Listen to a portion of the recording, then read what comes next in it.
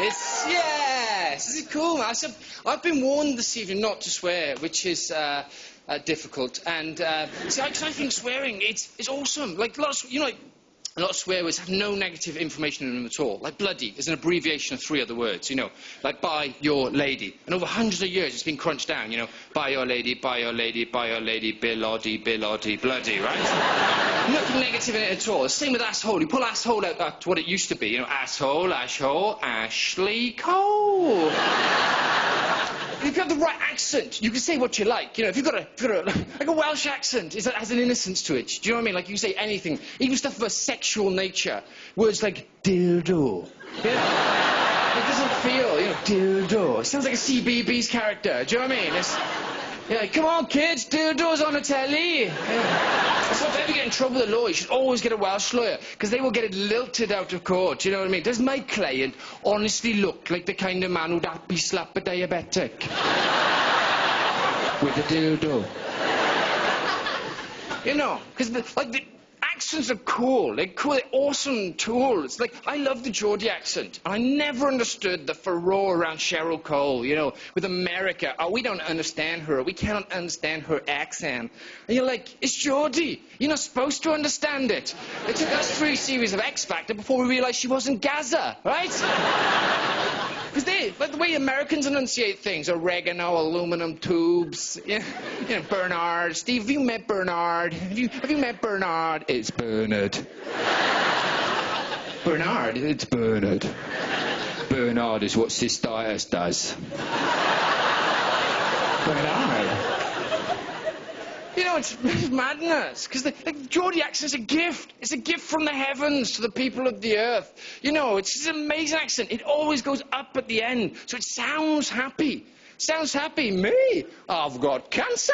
The secret is it's got an upward inflection. It's why the powers that be changed the sexually transmitted diseases, STD, to sexually transmitted infection goes up because it's got less stigma. Sounds positive. STI, CSI, shepherd's pie, right? STD, HIV, Andrew Murray, right? Negative inflection. That's why Geordies can say anything they want, and they never get in trouble. I saw a guy at the airport carrying his luggage, and his wife said to him, John, when you pull a bit of handle on the wheels. And John just looked at him and went, because I'm not some kind of puff. But John wasn't homophobic. No, because his accent goes up at the end. He was a character. He could say what he liked. Nobody would be offended. Where are you off, John? Me? I'm going date raping. Because in truth, the reason I was told not to swear is my wife. She said, you don't have to swear. You don't have to swear to be funny, which is ridiculous. Me having a wife. But yeah, it's my wedding clamp. I got married, yeah. Because it wasn't I didn't want to get married, not my thing, but, because you got to have a system. Got to have a system. Like, I've always thought, like happy music is always the letter L. Like la la la la la la la la la, or la la la la la la la. And evil music is always the letter D. Like da da da da, or Darth Vader da da da da da da. Hey, can I imagine how I felt on my big day, stood at the front of the church, and she comes into da da da da da da da. And he's in the clutches of evil, right? But it's the greatest mistake I've ever made, because she's awesome. As a person, I am a shambles. But she saved me. She's like my life jacket. She really is. And by that, what I mean is, as soon as I put the ring on her finger, she just seemed to pull a little cord and go, because she chunked up pretty quick. Honestly, we thought she was allergic to wedding cake, You're right, Begs. I thought it's not beating it. It's mad. It's an unfair world. Because it's all marketing. There's nothing more than marketing. Women are a tough deal. You look around the department store, everything is French. Le Bon Garnier, Lancôme, L'Occitane, Clinique. It's all French. Because French sounds sexy. There's no perfume called Cockney. Cockney! Wear it, you muppet. Right? Because French is sexy. It's sexy vocab. Like you put English vocabulary up against French. Like bakery. Boulanger. What's more sexy as that? Bakery. Boulanger. bakery. Boo. Lingerie. Greg's. It's French. It's verbal dressage. It's made to sound sexy. Croque monsieur. Croque monsieur. What is this culinary delight? Croque monsieur. Cheese on toast. Right? It's dressage. And, you know, we adopt French words. We take on words like, you know, like guillotine, déjà vu, ménage à trois, déjà vu, right? We take on French words because they sound sexy. The French, they don't take our words. They don't like Anglo words. They don't. You know, they're protectionist with their language. I think is wrong.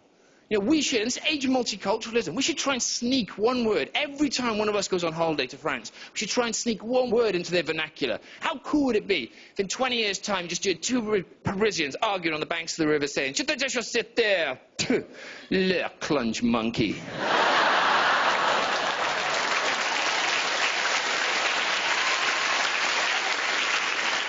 You know, because language is important. It's the building blocks of communication. I've had arguments for language. You know, I had an argument with kids that live around my way, man. These kids, you know, the ones that like strut like that. You know what I mean? Shoulders pinging up and down like there's some kind of mobile oil pump on the move. You know what I mean? Yeah, like, around my way, they cut across the street. When you're driving down the street, they cut across the street. Like most people, you see a car come in, you know, you go, "Oh my God, a car's coming." And these guys see a car coming, they slow down. Can't run me over because I'm a human being.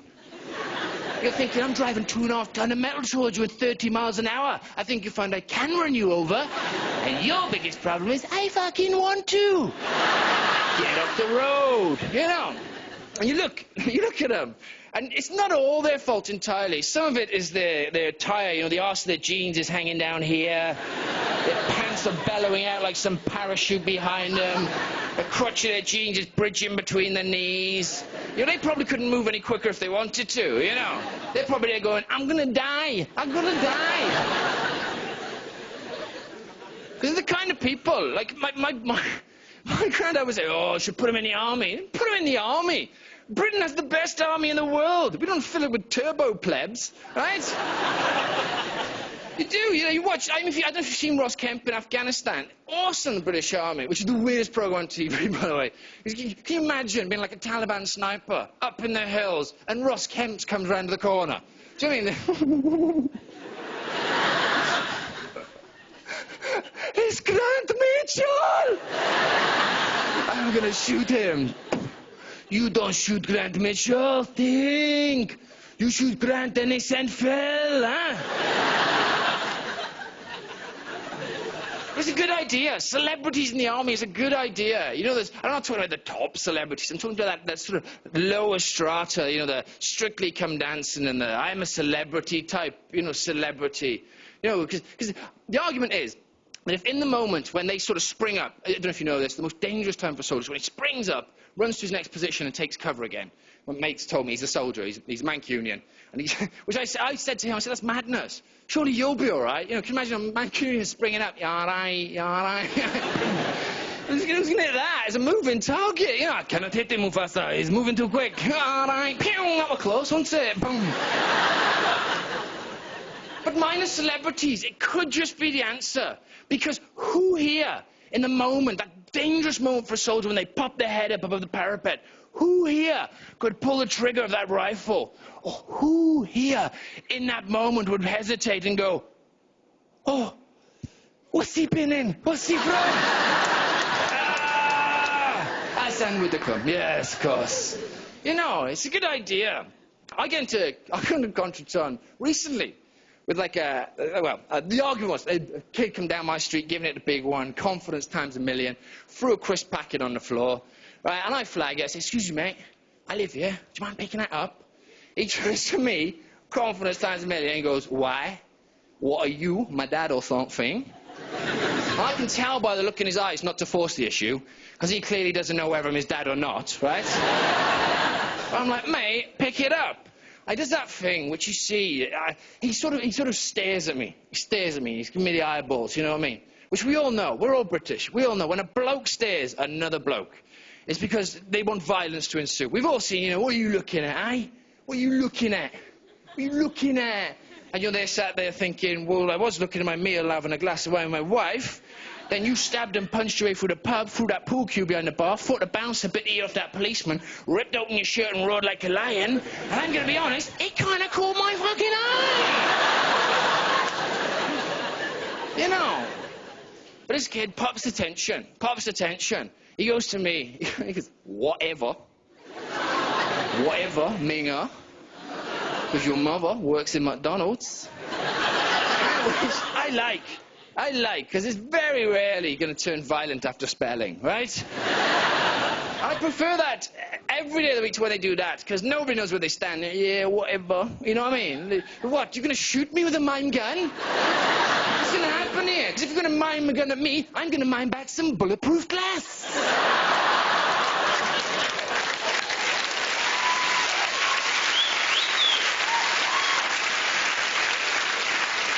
But the thing is, if you know your language, you can see the game. Whatever, Minga.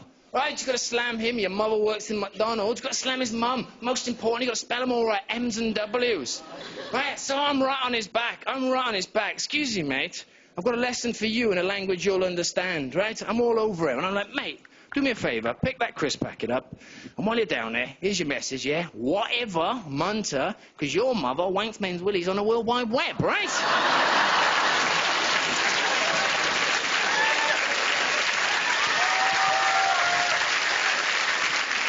Because the most important thing is answer back. Always. Whatever it takes. Whatever you say, answer back. You know, like I saw a brilliant... There was a sign. I was driving through Luton. And welcome to Luton, the sign said. And somebody had written underneath it, you can't polish a turd. Right? Mildly funny.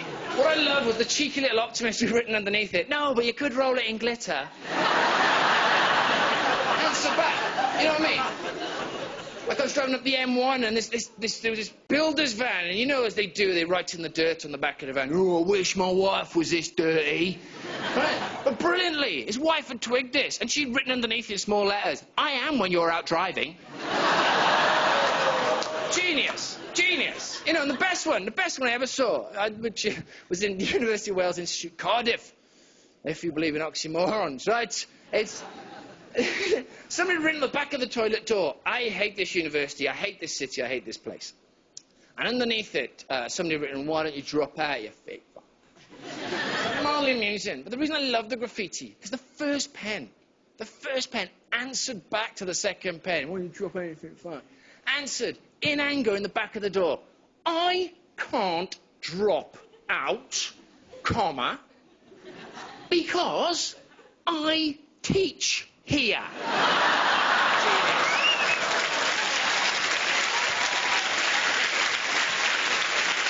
Ladies and gentlemen, thank you very much for your company.